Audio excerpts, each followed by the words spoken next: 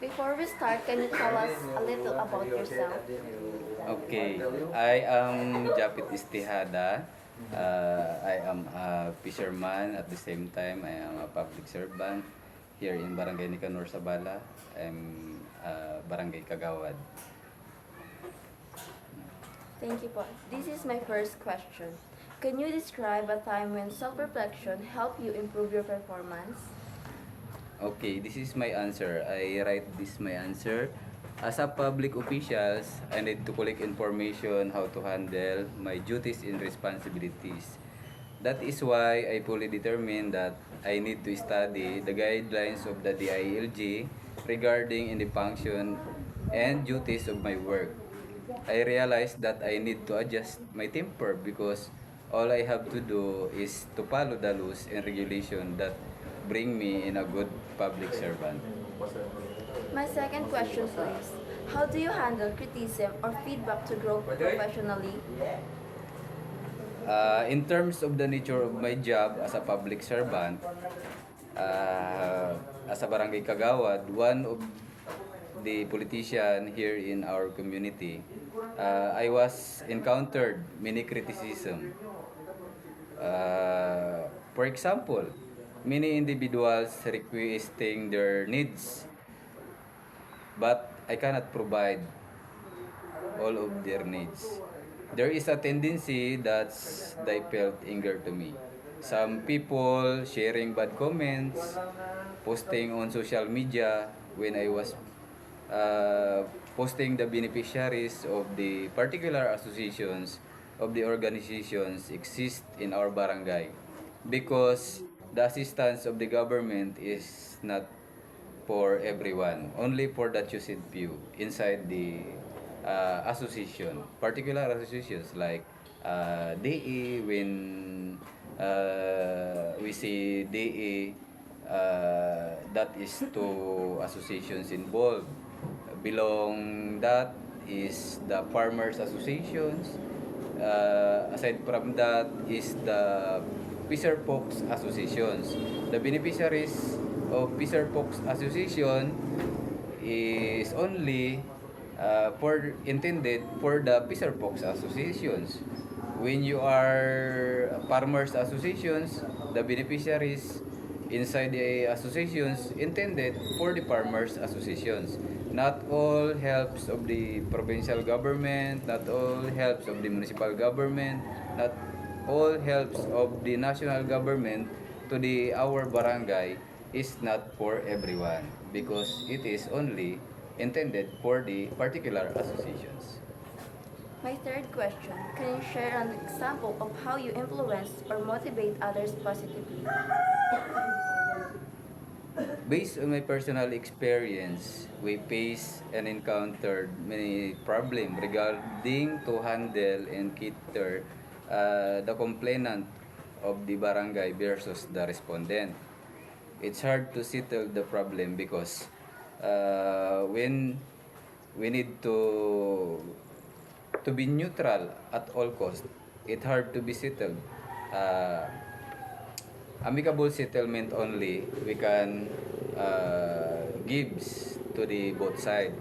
We cannot make judgment uh, who is wrong, who is right, and that is the common problem. For that concern, I motivate my colleague barangay officials to be fair and perform our duty only the rules and regulations of the katarungang pambarangay without favorable judging for anyone. Aside from that,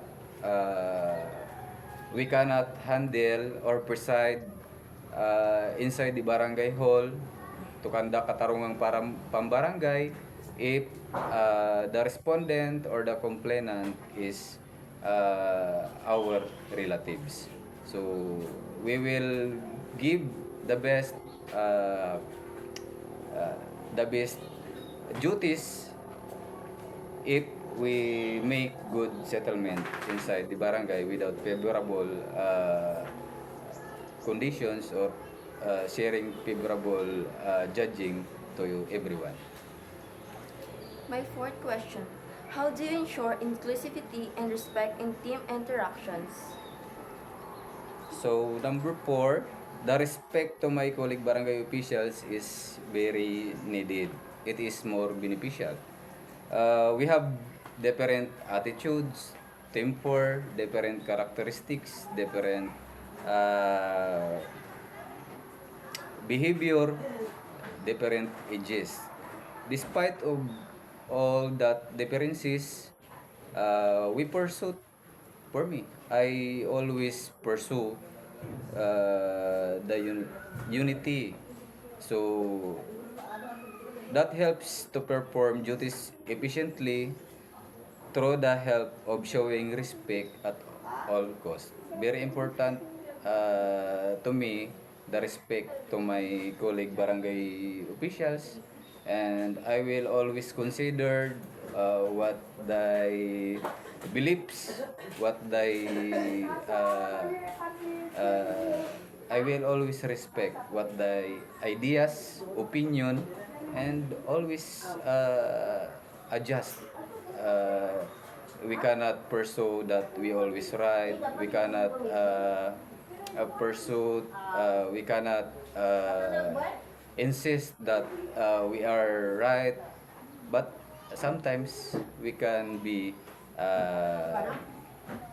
critical thinker. We can be act as honorable, and we can handle this if we can respect others.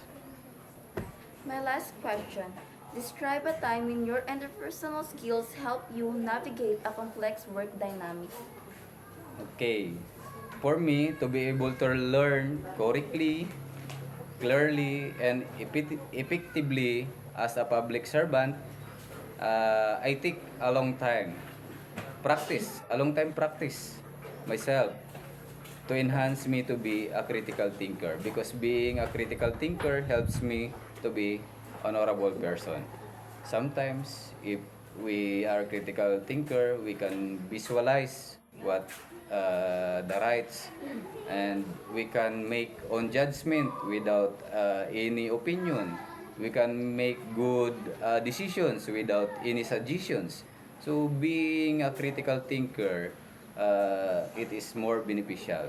As a public servant, we need a wise man, we need a wise decision, we need a good leader, so that I can see that being critical thinker is help me to perform my duties and responsibilities and to give good service here in the constituents of the barangay of our beloved barangay Nicanor Sabala. Thank you po. Welcome. Pwede po kami magpa-pic po.